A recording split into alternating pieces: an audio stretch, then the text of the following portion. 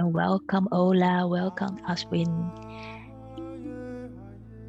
While you settle in, feel free to write in the chat. If you could be any color today, what color would you like to be and why? And we already have different colors. The sun in Beirut, yellow, green, but not feeling so well today. Blue like the sky in Barcelona, red because on alert all the time, and blue again to feel relaxed. Okay, so maybe, yeah. Oh, feeling blue for Nigeria. Thank you so much for coming. And either it's good afternoon, good evening, or I don't know, maybe even good morning for you. Whatever time it is, we're very grateful that you're here to join this space with us and to sink into the space of deep listening. What does it mean for a facilitator to sink in the space of deep listening? Let's just first start with the practice already of deep listening, but that one is the deep listening with your eyes. So you have just typed in the chat what color you are today, and I invite you to share that color in front of your camera. Something like this. That would be my color. And the challenge is to listen with our eyes. And our common challenge is let all screens become one color without communicating in words. So let's see how we can listen with our eyes.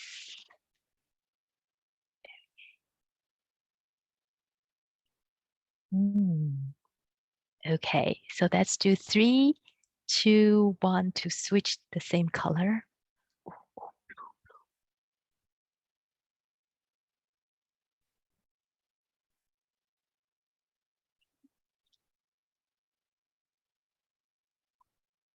Yeah, I think we got it. It's blue. Thank you so much. Oh, this exercise of how we can listen with our eyes without communicating. So with that being said, I'm not sure if everyone had a chance to do the prep work before, but try to put this in the chat. Just in case you haven't got the prep work, that's also fine because we're going to do it in the breakout rooms. And the challenge is to find a way in your breakout room, you have 2 of you together to walk together with the instruction that's in the prep work, what I just put in the chat.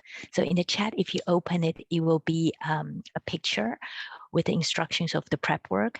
And the challenge is because maybe you're behind the computer, or maybe you're more mobile with the iPad or the smartphone or whatever, but how can you walk together with that instruction? So let me just see how we can assign. Here you go. And you have about 2 minutes, about 6 minutes together, because first find a way for the technical stuff to see how this will work. So you have about 6 minutes to figure out how can you walk together with instruction in the chat. So here you go. I have set a timer. Yeah.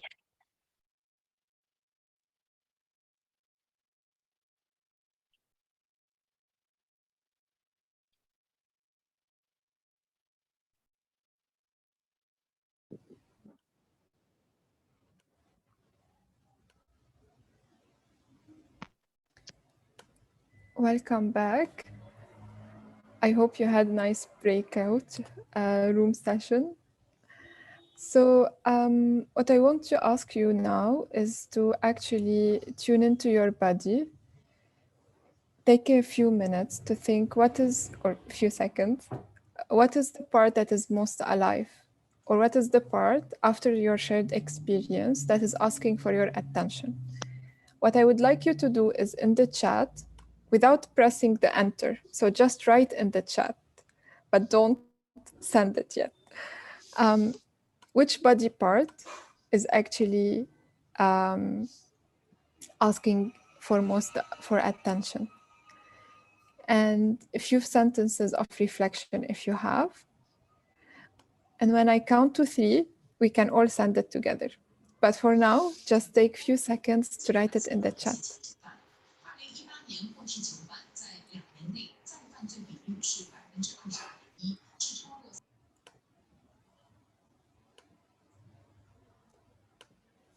Okay. Are you ready? I'll count to 3. 1, 2, 3. You can send it now. Interesting. Stomach, Miguel. Ola, shoulder. Patrick, head. John, legs. I'm interested to hear more why each one of those members is asking for attention. And blank, yes, sometimes nothing is calling actually for attention, which is true. I also wanted to share with you actually what was asking for attention for me when I started to do this when I started to do actually the walking. It was part of my master's degree, and to find answers, I thought I need to find a way, and my methodology was actually walking.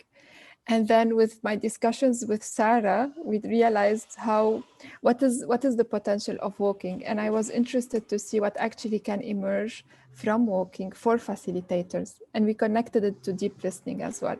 And here we are. So thank you so much for sharing what is asking for attention. And yeah, Sara, to you. Thank you, Nohad. And of course, we're so curious of your voice. You came in and you voiced it by chat.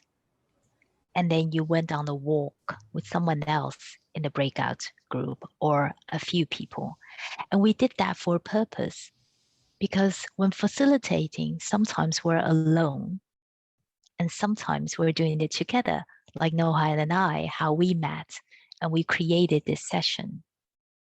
And when working together, it's sometimes about listening, but it's sometimes about aligning as well.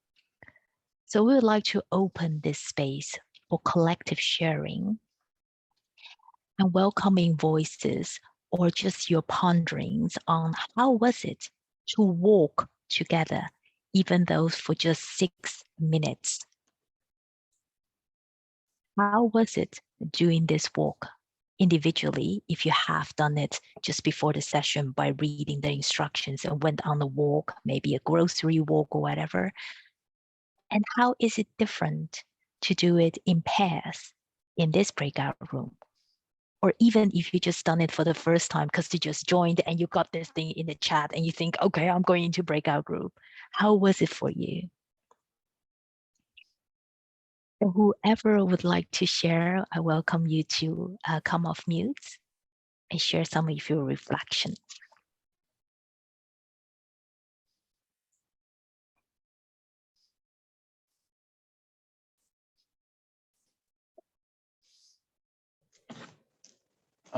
I can share a few reflections. I think it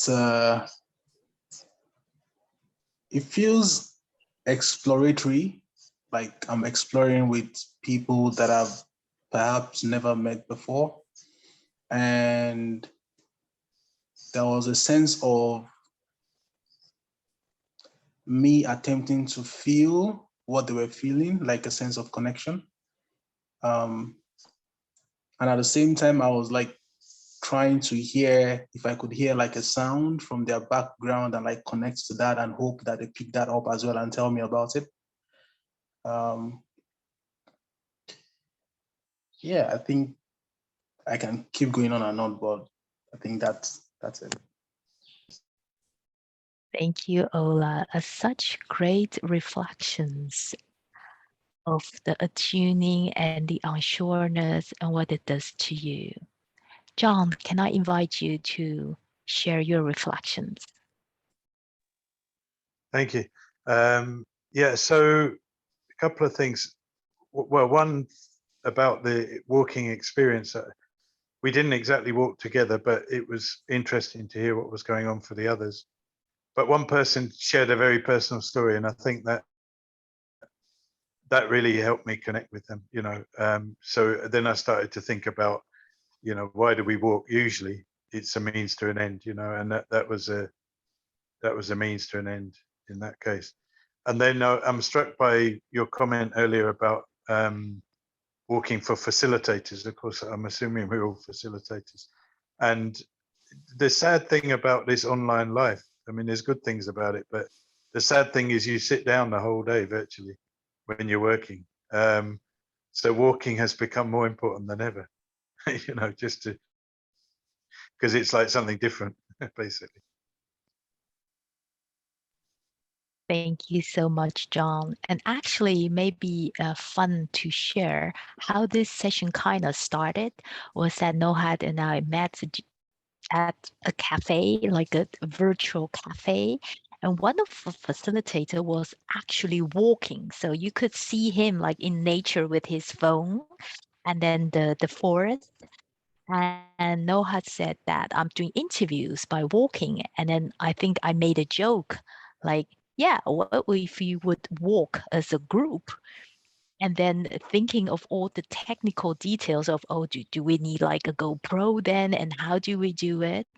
And to find different methods to explore that walking. Is it literally walking? Or can we incorporate it in different stages of facilitating? And what does it mean to walk? Is it to clear your mind? Or is it actually something very stressful as well, that you're getting all these sounds and distractions, and not only for you, but maybe for the people seeing you? Because if I would now move my camera, that's disorienting as well. Yeah. Other voices, maybe of a reflection just by doing this here right now in this room, or maybe what came up in the breakout room. Patrick. Yeah. So just moving forward with what John was mentioning. So I was the one who was like sharing a story earlier that I do a lot of walking in the house. Actually, I'm based here in the Philippines right now, and I walk primarily a lot to support my 98-year-old grandmother. So she is someone who really requires going from place to place.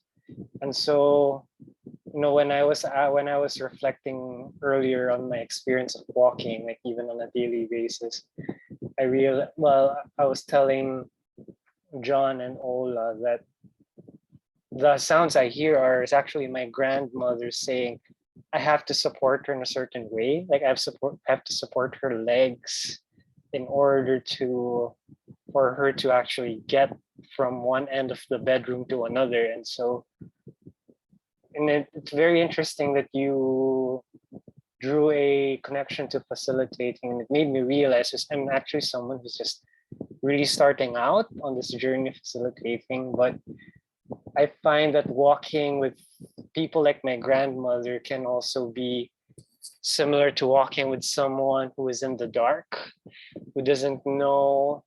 My grandmother's sight is very poor and she can't really see anything.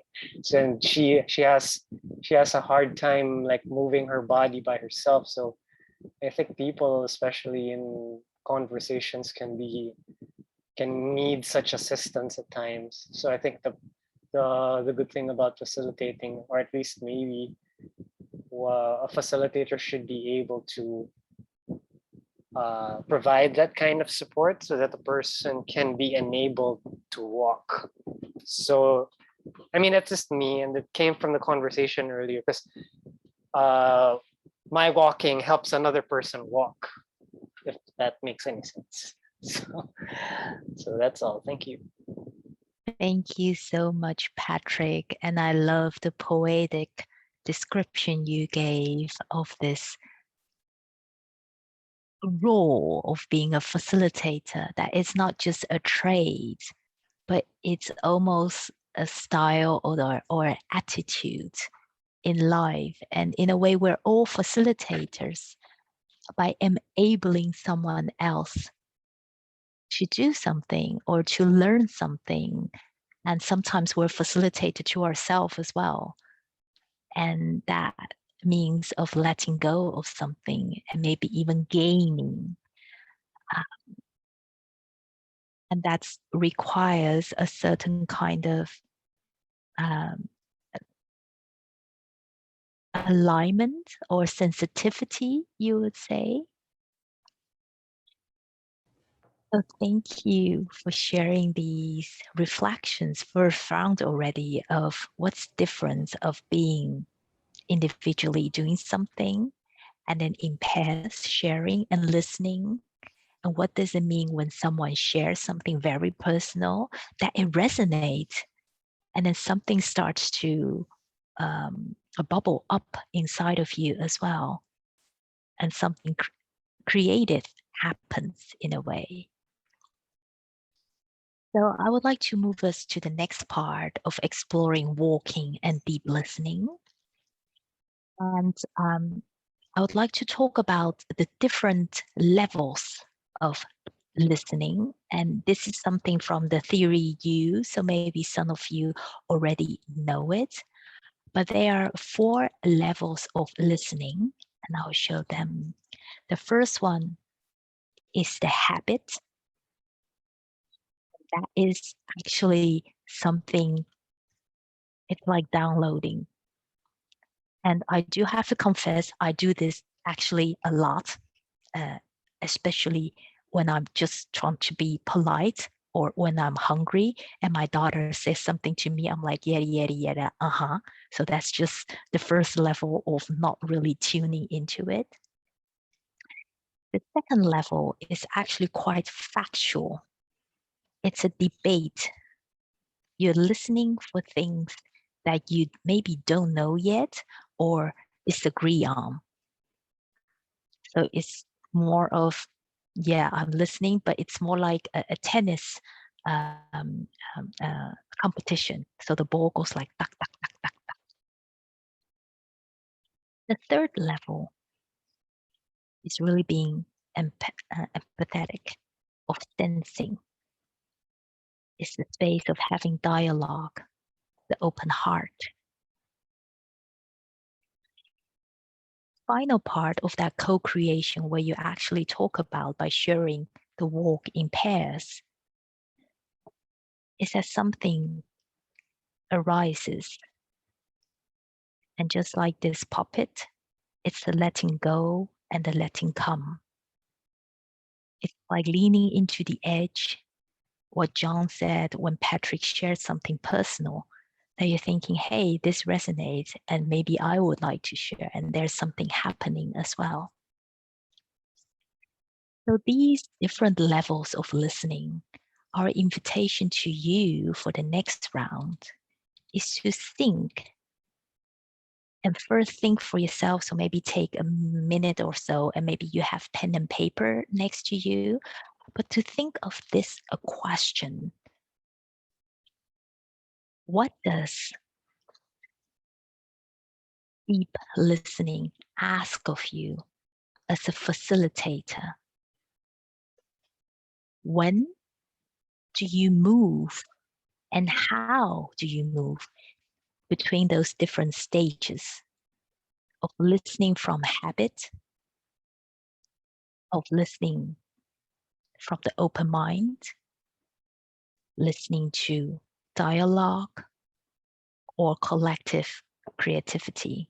And I'll start with myself just to give an example. Sometimes I think with my daughter, I see myself not only as a parent, but also as a facilitator of trying to move her in the direction what I think is best in life. And sometimes I just listen to her like, nah, mom, I'm hungry or whatever. But sometimes she said things like, I don't want to fight with you, and I just want you to listen to me. And I feel it in my heart a little bit. And that's actually when I move from downloading into dialogue. I literally sink to her eye level and say, hey, honey, what is it what you want to say to me? And sometimes in a group, someone can say something. I facilitated a few dialogue on Black Lives Matter within organizations. And sometimes people will say something that's actually quite hurtful in a group.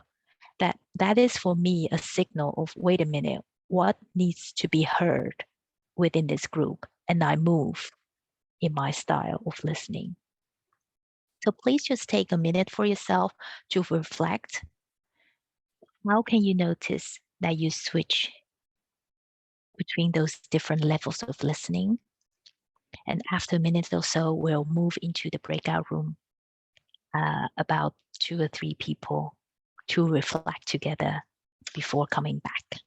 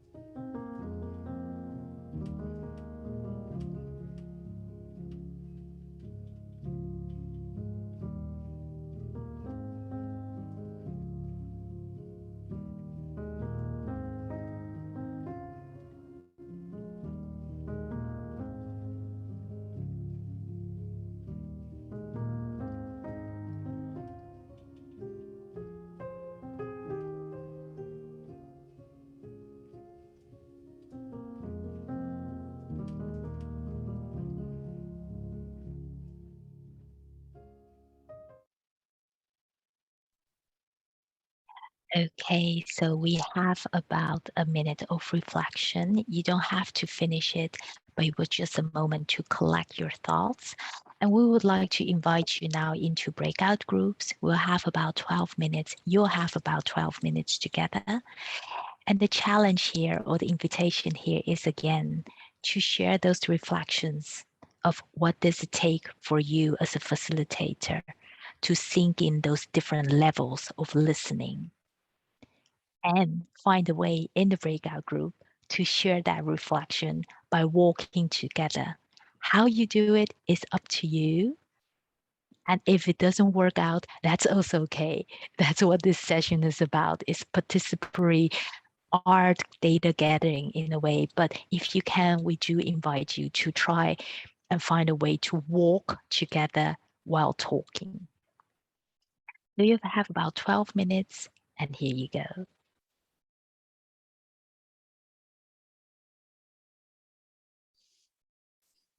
How was it to walk together? What have you noticed? What have you heard?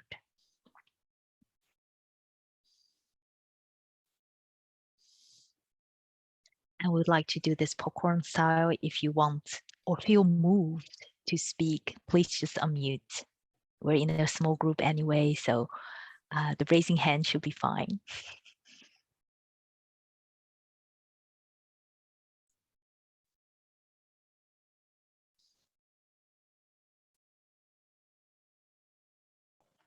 I can go next. I think one thing I took away from taking a walk, virtual walk with others, is the fact that sometimes it might be a little bit hard to stay in a state of flow, because then I'm like trying to make sure I'm not tripping over, tripping over or like stomping my foot on the stone, and at the same time I still want to feel embodied in my body. So there used to be like a little bit of disconnection from that, and at the same time I still want to hear what they are saying, and I want to respond respectfully.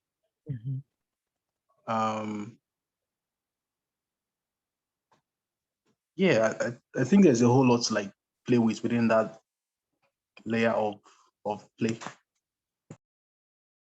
Thank you so much, Ola. And what you said just really reminds me of me back in March and doing the remote facilitating, like really try to facilitate the process, but at the same time managing the breakout rooms, seeing the chat, people coming in.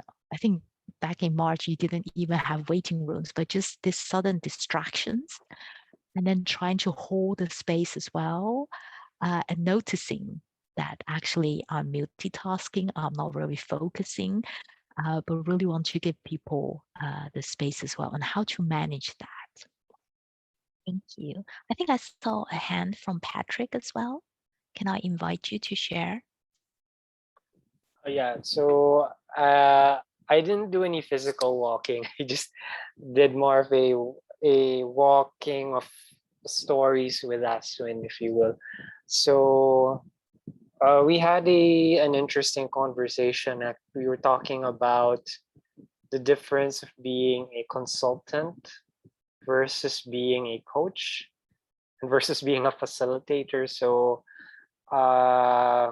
we were talking about how in general, when people are consultants, they are hired because they have a specific expertise that they have to offer to the conversation, and therefore ideally it is their opinion that's driving that conversation.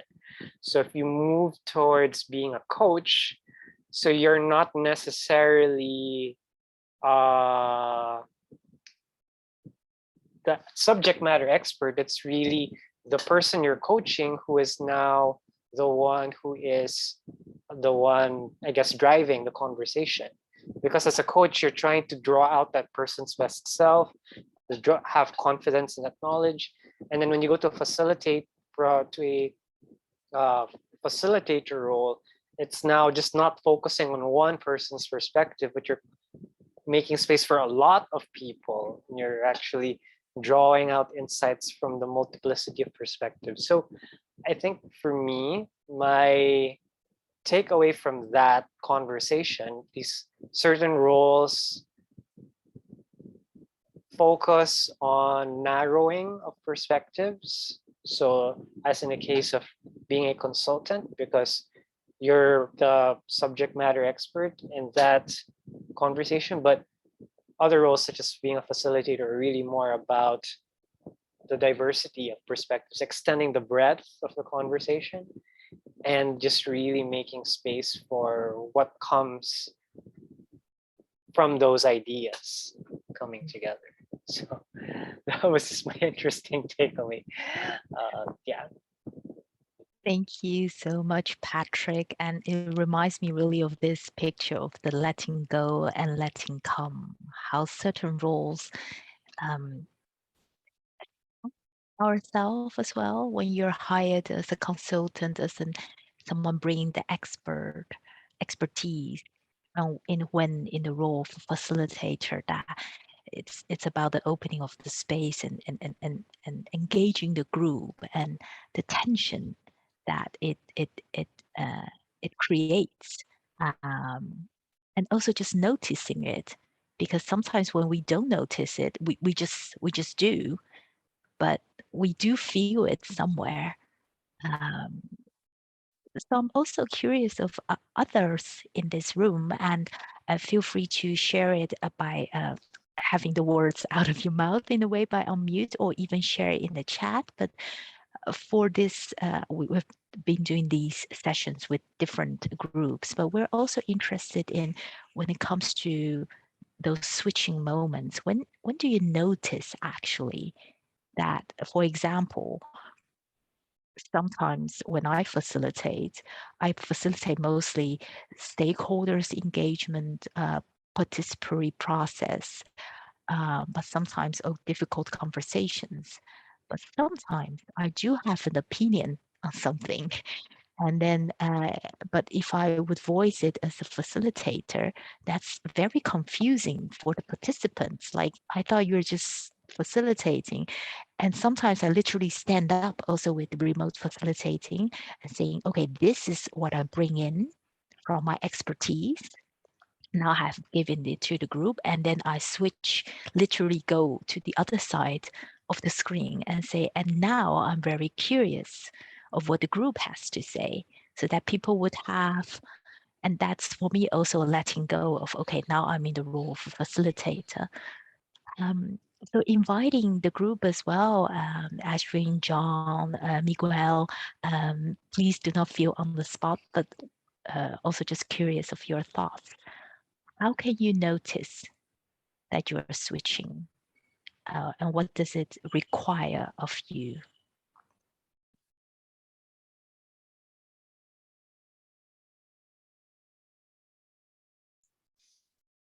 I think, Sarah, in my case, you know, and it's something I explained before to all and John. It happens many times. You need to stand up in a remote, in an online. I feel or even start the session. This session I have to do it not just sitting down in my chair. I have to do it standing up.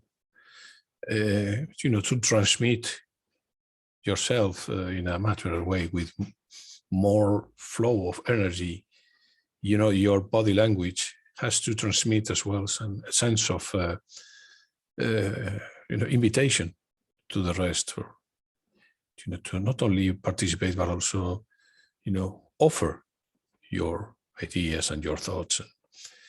So I think your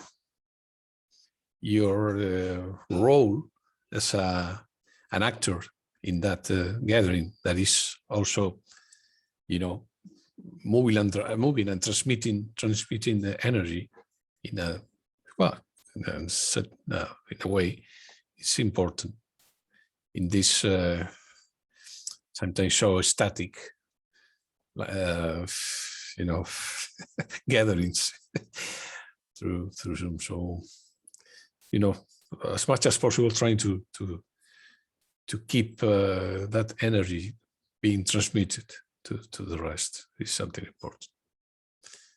Your thoughts and your body language and the way your emotions as well through your body language.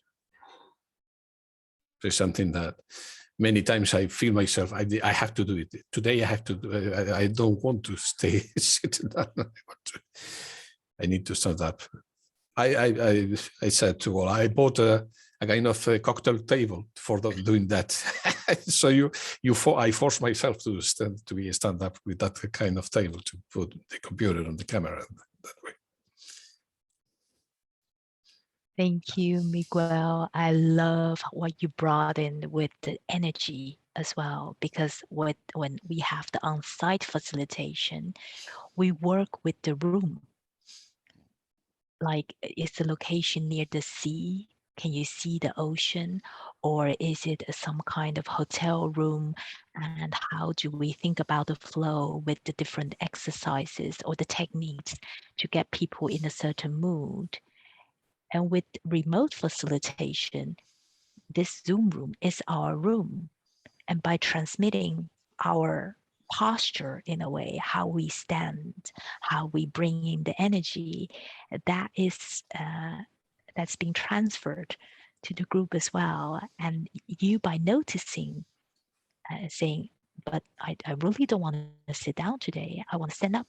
And then how can I create different things with around me, so I can really embody that posture and that energy that I want to transmit. So thank you for sharing that. Exactly.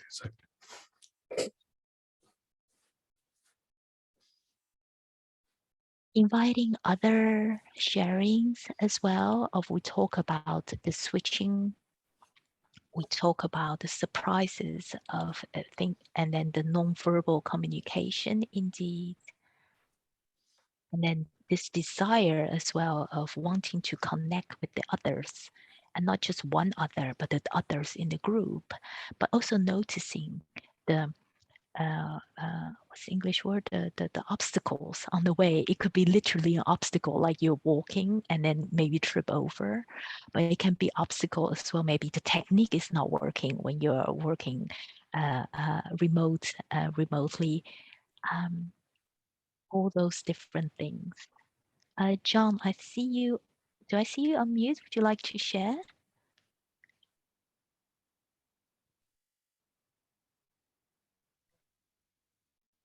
Or Ashen?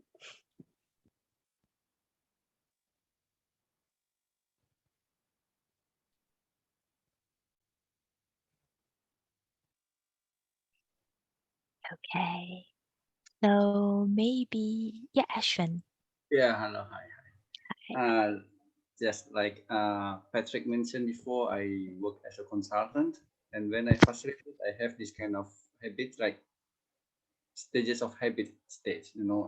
Yes, I know what you're talking about, like this kind of thing, and this is not good. So at the time I notice this kind of thing, I have to be mindful, and have to stop that and try to give more spaces to the to the clients, how to say that, how to the others, to express their ideas.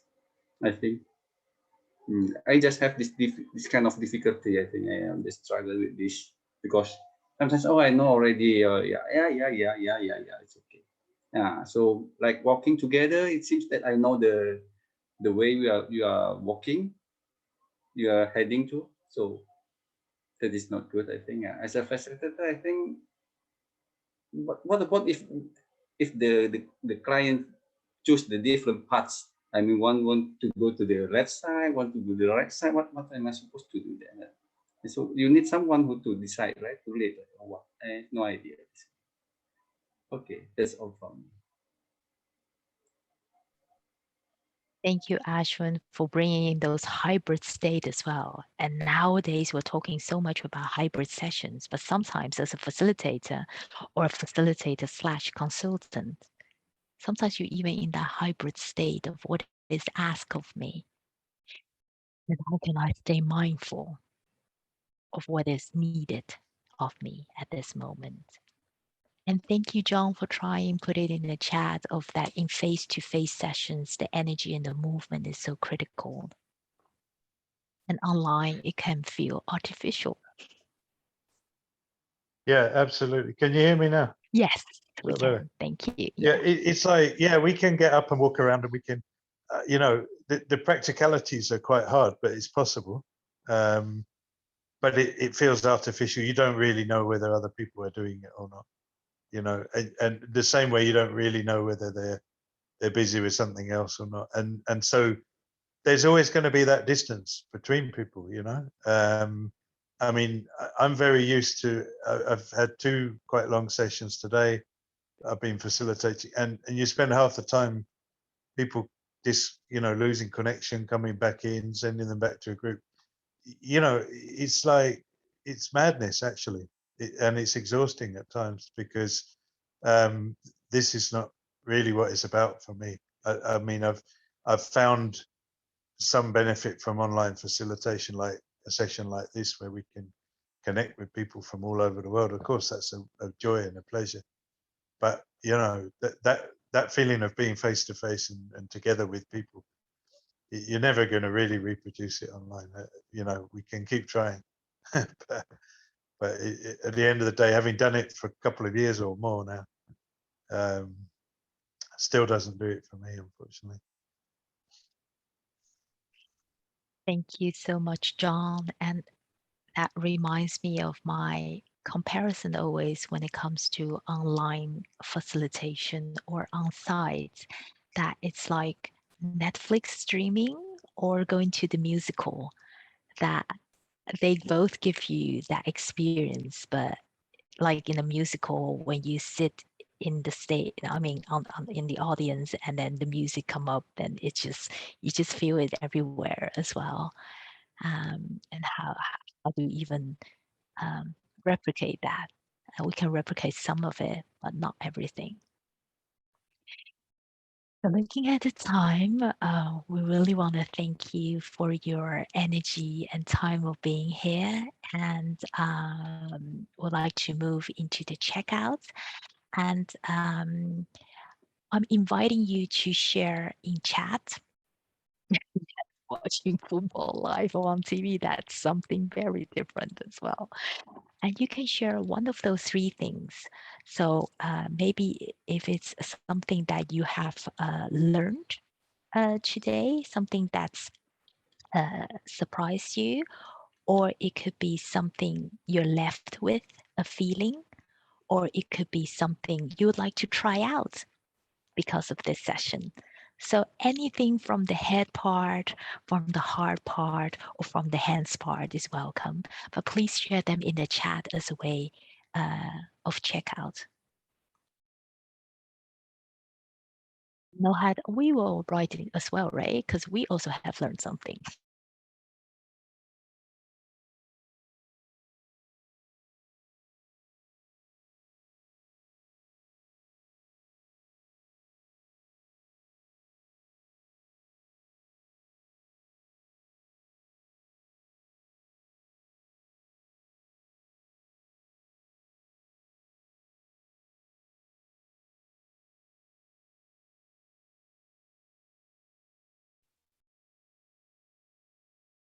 So take some time to read it through in the chat. Thank you as well, Patrick, for stepping in and sharing so many of your wisdoms and different experiences. Also touched by hearing some of the personal experiences and hoping to connect. Yes, indeed. Sense of connection. Yeah, I love that. My walking helps another person walk. Or why do we even walk? Yes, indeed. Feeling the time and the need to create some more time to check in and debrief. Oh, wow. The St. James Way in Spain. Sharing the way while talking with others. Yes, indeed. And actually, I'm very grateful of this session being recorded and most people off camera, because in a way I can really tune into your voice. That's also such a nice experience as well. I once done a session last year in November where everyone was off camera, and we really had to concentrate on the voice in order to get that sense of connection. And yes, indeed, go on a walk, either with your group or with yourself, but just to discover all those different parts of listening and discover the hearts that's keeping you beating, not just with the feeling, but just with the blood pumping as well. So thank you so much for joining. Yes, indeed, and be patient. Give others space and time. So thank you, dear human beings, beautiful souls in entering this space. Thank you, Rena, for the making this possible and creating the room for us. Today is Tuesday, right? Yeah, Tuesday. So enjoying the rest of your week, and we hope to see you whenever we see you. Yeah, thank you so much for all your deep insights. Thank you. Thank you, Sara and Nohad, for this Bye. today's session. Thank you very much. It was great. Thank you. Thanks. you. Thanks, everyone.